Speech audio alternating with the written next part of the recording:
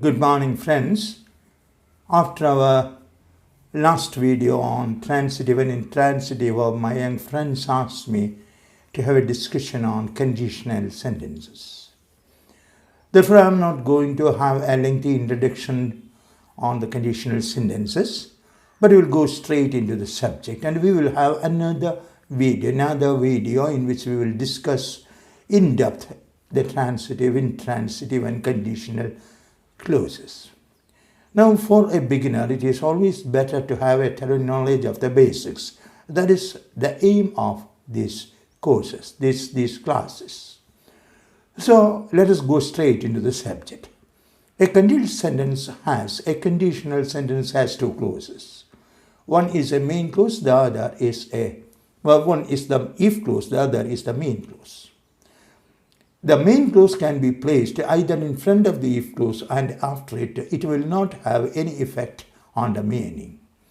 For example, we can say if you study well, you will pass, or you will pass if you study well.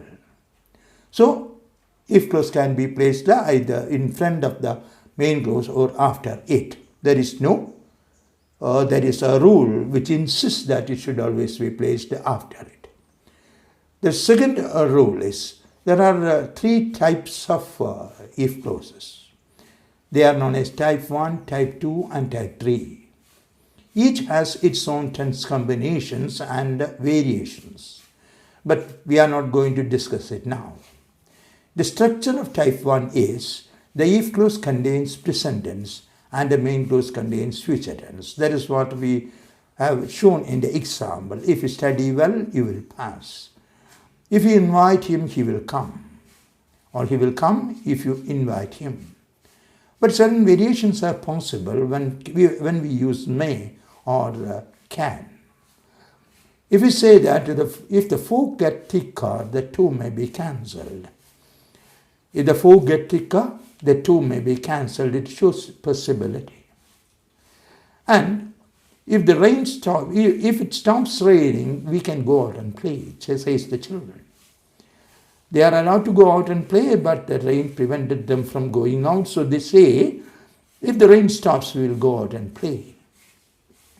In some cases, we can use present continuous in a present situation to give a suggestion about future action.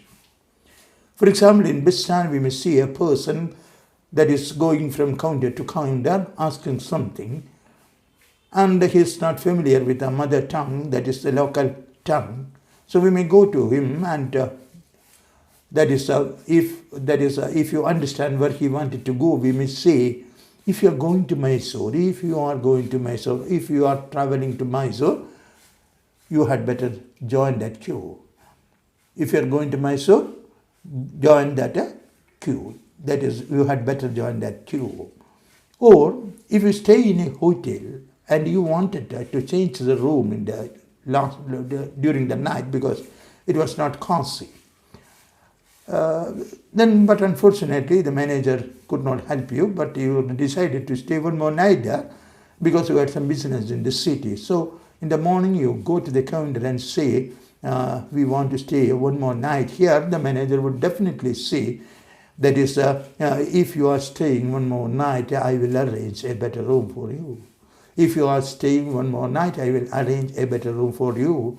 Present continuous tense is used to express a future action. The type 2 sentences contain past tense in the if clause and conditionals in the main clause. Conditional means should, would, could, might plus V3. In this sentence, it is an improbable sentence because it cannot take place. The action in the if clause do not take place. For example, if you study well, you will pass. That was the type 1. It is a probable condition. But if you studied well, you would pass means I don't know whether you studied, and the condition is not fulfilled. The condition is not sure. And if that is in this, that is, it is as it being an improbable, expresses an improbable condition, all the conditions connected with the hypothesis and imaginative thinking comes under That's his type 2 sentences. I can say if I were a bird, I would fly. Or if he were the Prime Minister of India, he would either destroy the nation or develop the nation. That depends upon the speaker. So, if he were and if I were, etc. are type 2 conditional constructions. Sometimes the colloquial and native speakers, their colloquial language may say was, but if plus he, she, it plus were is preferred in formal communication, in formal English. Another thing is that the very same sentence can be inverted to show emphasis. If I were in Delhi, I would study in JNU. We can invert the sentence and say, were I in Delhi, were I in Delhi. Subject and auxiliaries are interchanged. Were I in Delhi, I would study in JNU. That is a way of presenting the formal English.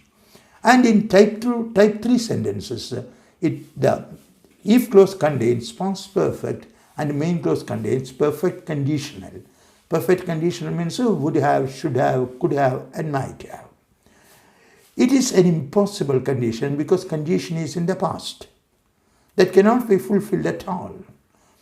When I say if you had studied well, you would have passed, it means you did not study well and you failed.